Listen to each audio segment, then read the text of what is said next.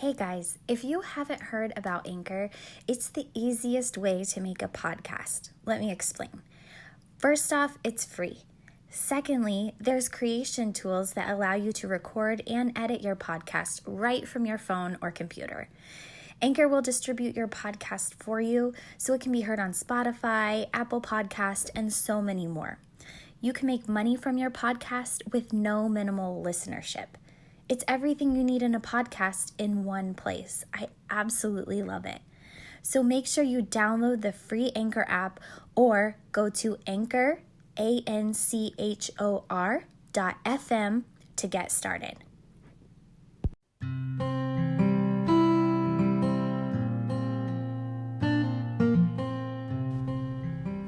Hey guys, welcome back to another episode of Baby Bump Life. It's Nurse Wit here, and we're on season 2 and talking all about breastfeeding. In today's podcast, I want to talk to you guys about Breastmilk Supply and kind of how that works, give you a couple little tips about how you can help to increase your supply, and then just to kind of tell you a few things to look out for so that you do not decrease your supply, or if you are looking to ending breastfeeding, I guess these could be things that you could do that might help you with decreasing your milk. So, I see quite often on mommy blogs and different social media groups on Facebook and things like that I'm a part of, where moms are running into this situation of a low milk supply. They said that they had milk supply, now they don't, it's gone. What can I do? Help me get it back, please, please, please, out of desperation. So, again, I hope you are listening to this podcast during your pregnancy and kind of preparing a little bit for breastfeeding. But if you aren't, and you're just now, kind of listening and baby's already here, breastfeeding is all about supply and demand. So, whether you're breastfeeding or pumping, I guess, the more that you are putting your baby or the pump to your breast and demanding from it and getting out that milk, the more your body is going to make. So it's kind of one of those situations you can't expect, especially if you're pumping, you can't expect to have this oversupply of milk if you aren't telling your body what it needs. So that's often hard to do for new moms when they're pumping, especially, to be able to continue to tell their body what to make. But it is so, so, so important that you do that in order to make that milk for your baby.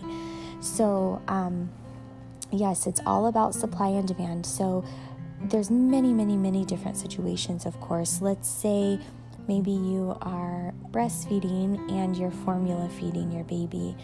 If you are doing that and you're maybe using the formula as skipping a feed, then that's telling your body to make even less milk. You see, so the more you're telling your body to keep making, and if you do skip feeds like that for a little bit of rest, which is okay, there's absolutely nothing wrong with that, no judgment. I'm just explaining how that can happen with your milk supply and can, slowly cause it to start decreasing. The other thing is for moms who are pumping, if you're pumping and, just by choice, or if your baby's in the NICU or whatever, and you are skipping feeds, or maybe initially you go 6 hours without pumping, in the first couple of days, that is a big impact, because if the baby were right next to you, the babies are eating usually every 2 to 3 to maybe 4 hours, but not every 6. So if you're pumping every 6, your body's only going to make milk for what you're telling it to. So that is the first and foremost important thing about milk supply, is our bodies work like supply and demand. So once you kind of understand that process, I think it'll help you to be able to be like, okay, I know for me it was hard waking up in the middle of the night. There were times that I'm like, oh man, I wish somebody else could just feed him. But then I had to remind myself, you know what, this is what I want to do. I personally want to exclusively breastfeed. I need to make this milk supply. So here we go. So, it's all about what works best for you and your family planning, but that is how our bodies work with making the breast milk for supply and demand. Now, on the other side of that, if you are trying to increase your supply for whatever reason, because all of our bodies are a little bit different, right? I mean, I've heard moms who are like, look, I put my baby to the breast, but still my body just tends to make less milk for whatever reason. So there's different things that you can do and different foods that you can eat. So here's kind of a little list, and I do have a YouTube video on this topic as well, which I'll kind of share that with you guys at the end here, but some foods that help. So number one, I guess not a food, but making sure you're drinking plenty of water. So you should be drinking that 1/2 gallon to gallon of water a day. That is very, very important that you're doing that. Drinking and keeping up with your water supply is going to help. As far as foods, oats help. So whether you eat oatmeal every morning or some mamas have noticed a little bit of an increase with the oat milk as well. So there's oat milk, oatmeal, coconut oil is said to help. Brewer's yeast, I found that for the most reasonable price and just convenience. I found it on Amazon, and I do have a recipe on my YouTube channel too, which I'll tell you guys at the end, for some lactation cookies that has the brewer's yeast in it. I found that the brewer's yeast, you can make it in smoothies as well, but I found it was pretty bitter and it was hard to kind of cover up that taste. So I didn't care for it in the smoothies, but if you find a recipe that works for you, you can do that as well. Other things, green leafy vegetables, apricots, almonds, sweet potatoes, carrots, and, just trying to eat a healthy diet, giving your body what it needs to be able to, help with producing milk for baby. There are other lactation granola bars and cookies and teas and all kinds of supplements out there, but what I want to say to you about those are just to be careful. There are some that have fenugreek in them, and if you start to look this up and kind of Google it a little bit more, you'll see that fenugreek is really tricky because it does work for some moms and then it does not work for others and can actually decrease their supply. So you do have to be very careful about that. I had a mom I was helping a while ago who, it was her second baby, and she's like, I didn't get a lot of milk last time. I only was able to breastfeed my baby for a couple of weeks. I've got all these supplements this time, so, can you help me out? And she said, can you take a look at them, make sure they're okay, I'm doing the right thing? And I said, this one has fenugreek, you might want to be careful. And I gave her my spiel about how it works for some moms and some moms it doesn't. And she said, nope, I don't want to chance it. And that's the thing with fenugreek, is really you're chancing it because you don't know if it's going to work for you or not.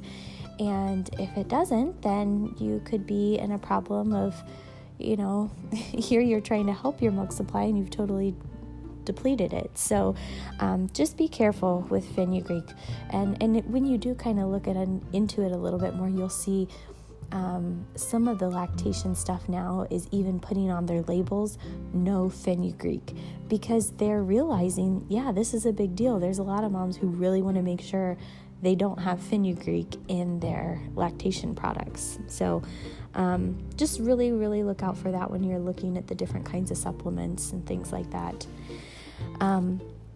Some of the things that can decrease your supply are said to be peppermints, chocolate, sage, and then, so different kinds of teas and things like that, just being careful with those.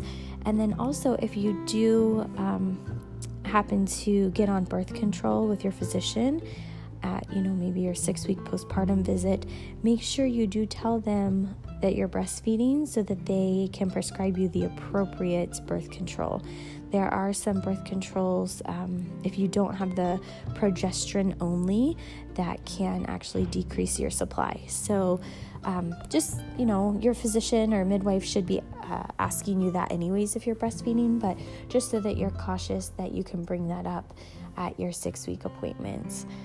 But I hope that helps you guys. That's my little rundown there on Breastmilk Supply and things that can help and things that can decrease and hinder your supply that you're trying to make for your sweet little baby. So I mentioned earlier about my YouTube channel. You can go to youtube.com and type in Baby Bump Life, and then if you go to the top to the playlist, you can find the Breastfeeding Tips 101, and I have on there Increasing Milk Supply, a video for that goes over some of those foods. And then I also have a recipe for the Lactation Cookies that I used, and I swear by those cookies. Oh my gosh, they are no-bake cookies, super easy to make, and I used to double the batch, which I kind of talk about in the video, but they were amazing and they really, really helped with my supply. So anyways, guys, I hope that helps you. Thank you all for listening. Don't forget to subscribe here to my podcast and to YouTube as well. And I will talk to you guys all very soon. Have a great day. Bye.